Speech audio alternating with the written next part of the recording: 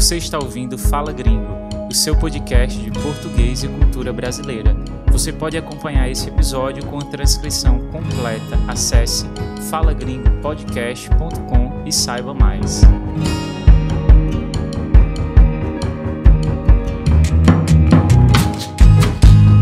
Fala gringo, fala gringa! Como prometido, no episódio de hoje, vocês vão conhecer a saga de um cara que quase foi devorado por índios canibais.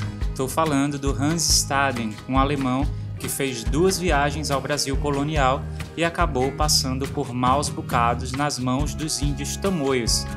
Vai ter confusão em alto mar, chuva que cai do nada, guerra do índio, gente comendo gente, open bar de Cauim e muito mais. Tá entendendo nada? Continua ouvindo que eu já explico. O episódio de hoje tem o apoio de Andrea Zendemann, Manuel Interfeld e Manuel Molitor, Daniel Farjado, Cláudia Kimmel, Matheus Bratek, Tarjei Sandal, Abby Ramirez, Saori Shinohara, Laura Walker, Maria Mendel, Michael Holdgrave, Isabela Marshall, Brenda Dobashi, Molly Putzier e Roman Chiron. Bom, o Hans Staden era alemão, Hans, né? Mas alemão impossível, tinha 20 e poucos anos e chegou um momento, no ano de 1549, que ele sentiu que a vida estava muito parada e queria sair se aventurando pelo mundo. Então, escolheu ir à Índia. Estava na moda naquela época, principalmente pelo comércio de joias e especiarias. Eu teria feito o mesmo, nunca fui na Índia, tenho muita curiosidade. Então Hans deu um jeito de sair do lugar onde ele morava, um local chamado Hessen, e chegou até Lisboa, de onde saíam as embarcações portuguesas com destino à Índia. Só que o nosso amigo dormiu no ponto. Quando chegou lá, os barcos já tinham ido embora, aí ele ficou hospedado numa pousada de um outro alemão que sabia a língua local português e contou a situação e o alemão prometeu ajudá-lo. Bom, dias depois, chegou com a notícia de que estavam saindo uns barcos, mas que o destino não era a Índia, era o Brasil, que o capitão das expedições ia levar uns presos para a colônia, para o Brasil, para trabalharem lá, mas também tinha permissão para fazer comércio e atacar barcos franceses que negociavam com os selvagens, quer dizer, com os indígenas nativos do Brasil, era assim que eles chamavam os índios, os selvagens. Um detalhe, nessa época, os franceses eram inimigos dos portugueses, principalmente por essas razões comerciais. Vocês vão ver isso mais à frente. Agora, se você está por fora da colonização no Brasil, eu recomendo que você ouça o episódio 3.1, O que é ser brasileiro. Lá eu contei algumas coisas e vai ajudar você a entender melhor tudo isso. Mas, continuando, o Hans embarcou rumo ao Brasil como artilheiro. Na verdade, ele era arcabuzeiro. Em resumo, um cara que sabia atirar e que trabalhava como um tipo de soldado para quem quisesse pagar. Chamava mercenário. Ainda hoje, no português, a gente usa essa palavra mercenário para falar de uma pessoa que só tem interesse em dinheiro, mercenário. E essa foi a sua primeira viagem marítima. Quando finalmente chegaram aqui, por coincidência, aqui em Pernambuco, já estava rolando uma confusão entre os portugueses e os índios nativos, os chamados caetés, que queriam invadir uma área em que os portugueses já estavam colonizando, já estavam ocupando. Um pouco piada, né? Imagina chegar para um índio nativo e dizer: "Isso é meu, eu cheguei aqui primeiro." Enfim, o próprio Hans diz em seus relatos que essa confusão era culpa dos portugueses, mas não dá muitos detalhes. E ele, junto a outros membros da expedição, foi ajudar os portugueses nesse conflito. Uma coisa louca, os índios colocando troncos de madeira no mar para atrapalhar o navio de entrar por um braço de mar, atirando com flechas que tinham fogo e pimenta, na tentativa de fazer os membros da tripulação deixarem o navio. Uma situação de guerra, mas não vale nem a pena demorar muito nisso aqui, porque isso é só o começo. Essa é a viagem que deu certo. 108 dias depois, ele já estava voltando para a Europa, atracando na ilha de Açores, que pertencia ao rei de Portugal. Lá atacaram um navio pirata, pegaram comida e bebida, porque eles passaram muitos dias no mar, estavam morrendo de fome, e dali até Lisboa eles foram encontrando mais e mais embarcações portuguesas que estavam voltando da Índia, até que chegou o momento que já tinha quase uma centena de embarcações voltando para Lisboa. E isso é muito interessante para a gente entender a grandiosidade do poder marítimo de Portugal naquela época, 1550 por aí. Bom, toda essa primeira viagem demorou cerca de 16 meses. Chegando em Lisboa, o nosso amigo passou um tempo lá comendo um bacalhau, dançando um fado, saboreando um pastel de Belém, fazendo aquela selfie clássica no bairro Alto. Eita, saudade de Lisboa, deu agora. Mas, brincadeiras à parte, o Hans passou um tempo lá e depois decidiu que queria viajar de novo, mas dessa vez acompanharia as expedições espanholas, que depois ele soube que estavam indo para uma região no Rio da Prata, fica localizado onde hoje há uma divisão entre Uruguai e Argentina.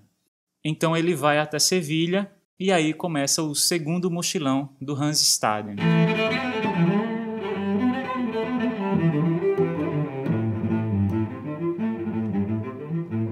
A viagem já começa dando errado. Muitos ventos contrários, eles quase naufragaram, foram atacados por piratas e acabaram se perdendo dos outros barcos. Eram mais 2. Ficaram sozinhos no mar, o vento sempre soprando contra, sempre mesmo. Só depois de 4 meses foi que a direção do vento mudou e eles finalmente tomaram o rumo certo da viagem. Imagina! 6 meses depois de deixarem a Espanha, eles enfim se aproximaram do continente, tentando encontrar o primeiro ponto de parada aqui, que seria um ponto em Santa Catarina. Aí avistaram um porto, jogaram a âncora, então aproximou-se um barco cheio de selvagens, né? Como ele se refere aos índios, mais uma vez, eu vou usar bastante, embora a gente não use hoje, mas ninguém entendia a linguagem deles. E logo mais à noite apareceu um barco com 2 portugueses que passaram informações. Disseram, olha, vocês têm que ir para o sul e ter cuidado com os índios, pois somente os tupiniquins são amigos. Aí eles seguiram viagem e, adivinha, deu tudo errado de novo. Tempestades fortes e dessa vez naufragaram mesmo. Fomos levados tão alto que podíamos olhar para baixo como se estivéssemos numa muralha. No primeiro choque, o navio se desfez. Alguns pularam na água e outros agarraram-se a pedaços de madeira. Deus nos ajudou a todos para que saíssemos do mar com vida, e ventava e chovia tão forte que estávamos morrendo de frio. Esse daí foi um depoimento do Hans. No final das contas, eles não chegaram em Santa Catarina, como previsto, mas chegaram em terra firme e lá encontraram povos amigos, o que depois de tanta desventura já era uma coisa boa, vamos concordar, né? O Hans e os outros caras foram ficando por ali, numa vila, foram bem recebidos e aos poucos cada um foi arrumando o que fazer. O Hans conversou com líderes da vila, disse que sabia mexer com canhões, que sabia atirar bem e tudo, e o pessoal pensou, ótimo, assim você pode cuidar do forte e ajudar a proteger a vila, já que nenhum português quer fazer porque é muito perigoso. Os índios inimigos sempre tentam invadir aqui. Ele aceitou o emprego durante 4 meses, mas depois chegou o governador e disse que ele devia ficar mais 2 anos porque estava trabalhando muito bem e que o rei recompensaria pelos seus serviços. Ele tinha um selvagem, que era seu guarda-costas, alguém que fazia a sua proteção, né? Aí, certo dia, o selvagem saiu para caçar, porque naquela época e naquele lugar você só comia o que você fosse buscar na natureza, e o Hans se confiou de dar uma volta na floresta sozinho, talvez para caçar alguma coisa também. Só que do nada aparece um monte de índio gritando e começam a cercá-lo. Eram índios inimigos. Então foi aparecendo mais e mais índios, começaram a rasgar a sua roupa e até começaram a brigar entre si para saber quem tinha pego ele primeiro. A essa altura, ele já estava completamente nu, tal qual os índios. e os índios faziam gestos, mordendo os próprios braços para dizer que iam comê-lo. Então saíram da floresta e levaram o prisioneiro de barco para sua tribo, que ficava num território bem distante dali. Quando finalmente chegaram lá, fizeram o Hans entrar pulando e dizendo: "A comida de vocês chegou! A vossa comida chegou!" Isso na língua dos índios. Depois, conforme as tradições, os homens foram para as ocas, as cabanas, e deixaram o prisioneiro com as mulheres, que os cercaram, dançaram ao seu redor, bateram forte nele, arrancaram-lhe os cabelos da barba e diziam: "Com esse golpe eu vingo o homem que foi morto pelos teus amigos." Para tentar se livrar da morte, o Hans tentou explicar para os tamoios, que foram os índios que o capturaram, tamoios: "Pelo amor de Deus, eu não sou português, eu sou amigo dos franceses. Venho de uma terra chamada Alemanha." Mas os índios não acreditavam e diziam: "Se você é mesmo amigo dos franceses, por que você estava com os portugueses? Os portugueses são inimigos dos franceses da mesma forma que nós somos." Os franceses todos os anos chegavam lá com um barco cheio de espelhos, facas, machados, tesouras e trocavam por pau-brasil, algodão e outra mercadoria. Por isso eram considerados bons amigos. Já os portugueses, desde que apareceram por aquelas terras, fizeram amizade com outro povo, os tupinambás.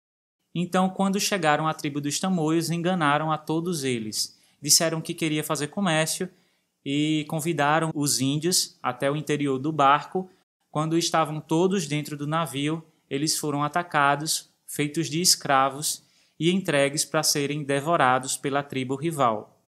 Havia sempre esse sentimento de desconfiança e tensão, mas o Hans continuou insistindo que era francês. Teve até um momento, em uma das visitas de embarcações francesas, para fazer negócio mesmo, que um francês foi levado até ele.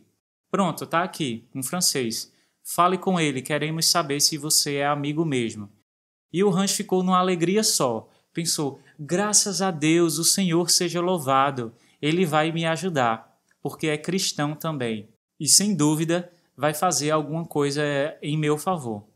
Quando o francês falou com ele: "Alors mec, tu fais quoi là? T'aimes bien du fromage, tu écoutes fibre et de preto." Gente, o alemão não sabia dizer nem bonjour. Não tinha baixado do Duolingo, né? Então o francês olhou para os índios e disse: "Este é seu inimigo e meu inimigo, um verdadeiro português. Comam ele." O Hans ficou desesperado. As semanas foram passando e ele sempre com essa ameaça de que chegaria o momento em que ele seria devorado, porque fazia parte do ritual, principalmente quando o capturado era um selvagem da tribo rival, de que ele fosse primeiro humilhado, como o Hans foi, mas depois ele fosse super bem tratado, porque ali ele deveria ganhar peso, ficar saudável, para no final das contas ficasse mais suculento, mais saboroso, né? E uma coisa muito interessante é que quando um guerreiro era capturado, ele não ficava triste porque ia morrer na mão dos inimigos.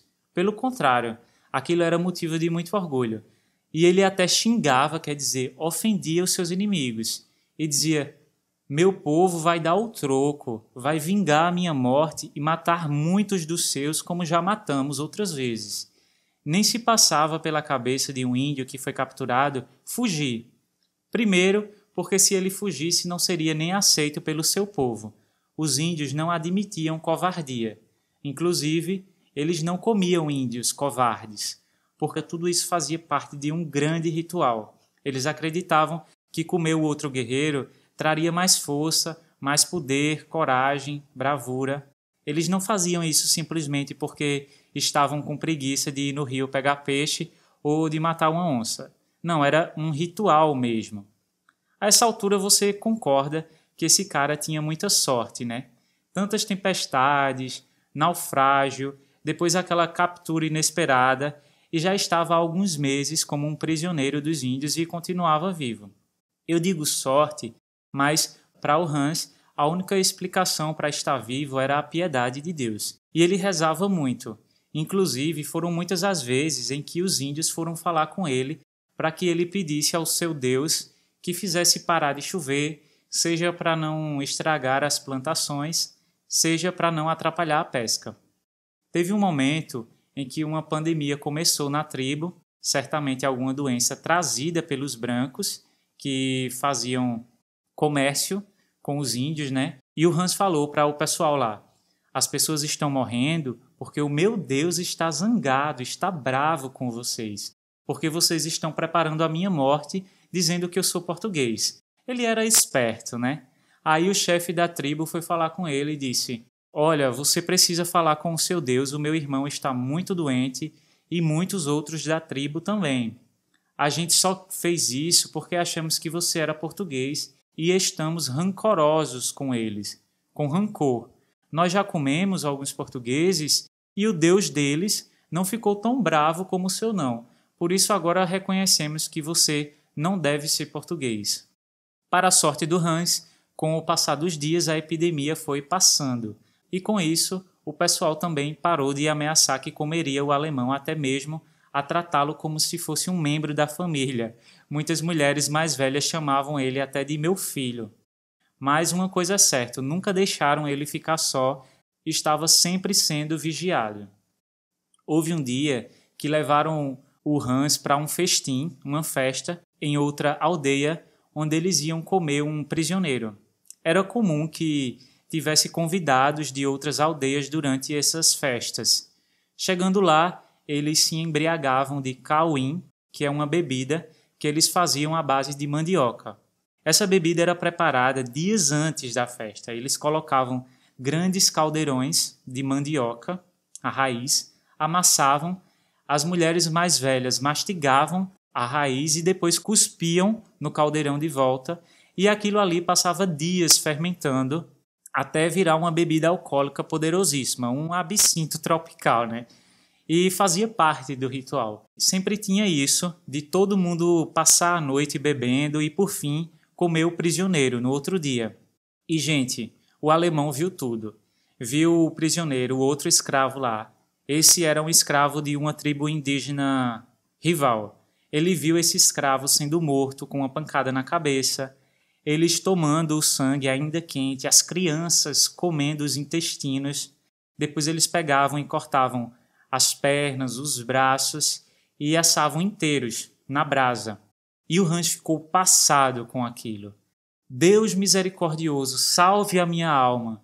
Essa foi a primeira vez que o Hans viu o inimigo sendo devorado, porque ele ia ver isso acontecendo várias vezes. Sabe por quê? Porque o Hans passou 9 meses e meio entre os tamoios. Quase um ano, meus amigos.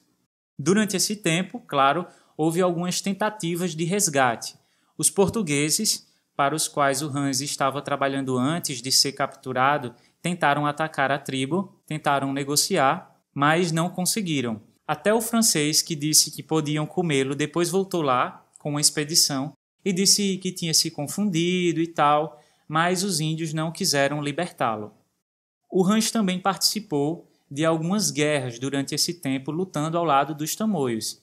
E no final das contas, ele foi presenteado para o chefe de outra aldeia, de uma aldeia amiga. Só que a essa altura não se falava mais em comê-lo. Os caras deram ele para o chefe de outra aldeia, mas já advertiram, quer dizer, avisaram. Olha, não maltrate ele porque o Deus dele é muito poderoso, viu? Mas mantenha ele cativo, preso, porque os franceses querem negociar a vida dele e você pode conseguir muitas mercadorias. E foi isso que acabou acontecendo. O Hans foi, finalmente, resgatado por um navio de franceses, voltou para casa e contou essa história toda em detalhes num livro que se tornaria um dos primeiros best-sellers do mundo. Mesmo depois de 5 séculos, o livro do Hans Staden é ainda hoje considerado uma das fontes mais confiáveis sobre o ritual de canibalismo por essas terras brasileiras. Porque muito mais que contar sobre as viagens que fez, às vezes em que o barco quase naufragou, às vezes é até um pouco cansativo você ver a quantidade de vezes que ele diz que houve chuva forte ou que o barco mudou de direção. Mas na segunda parte do livro, o Hans descreve em detalhes o ritual antropofágico, quer dizer, ato de comer carne humana. além dos modos e costumes dos tamoios. Por exemplo, como construíam moradias, como preparavam sua comida e bebida, como era a questão da autoridade das aldeias, os costumes festivos ao capturar, matar e comer o inimigo, como eles se vestiam e muito mais. Além de narrar toda a história, traz dezenas de gravuras ilustrando os momentos em que ele passou entre os tamoios. Então dá para você visualizar tudo, com muitos detalhes, apesar de ser um livro curto e objetivo. Essa história inspirou 2 filmes que você também pode conferir no YouTube, um intitulado Como Era Gostoso Meu Francês e o outro apenas chamado Hans Staden mesmo. Os links estão na transcrição do episódio. E só reforçando, né, gente? Essa história aconteceu 500 anos atrás, então vocês podem vir para o Brasil tranquilos.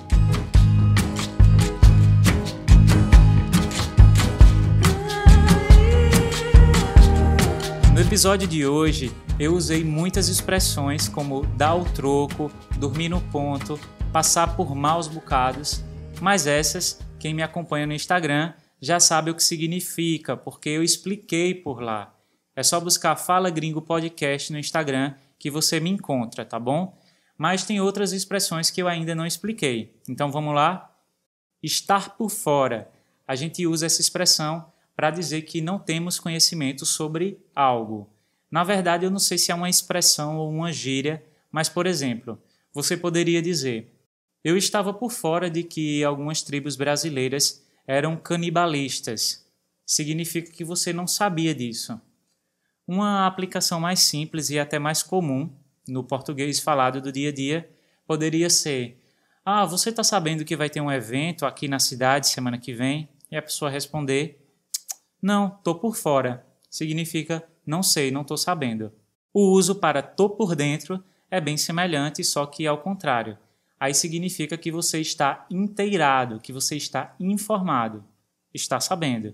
Eu não fui ao trabalho, mas estou por dentro de tudo que aconteceu na reunião. Ah, agora eu estou por dentro dessa história do Hans Staden. A outra expressão que eu usei foi ficar passado ou estar passado. Eu disse que o Hans ficou passado quando viu a primeira pessoa sendo devorada. Isso a gente usa para expressar surpresa.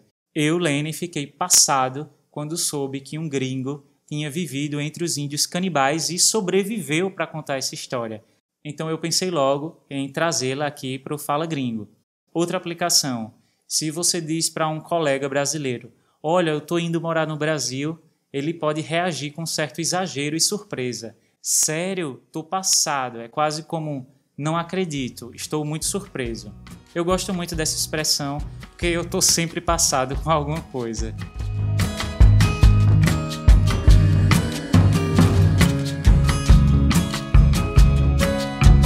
Se você gostou desse episódio, deixe uma avaliação 5 estrelas e o seu comentário na página do Fala Gringo no Apple Podcasts.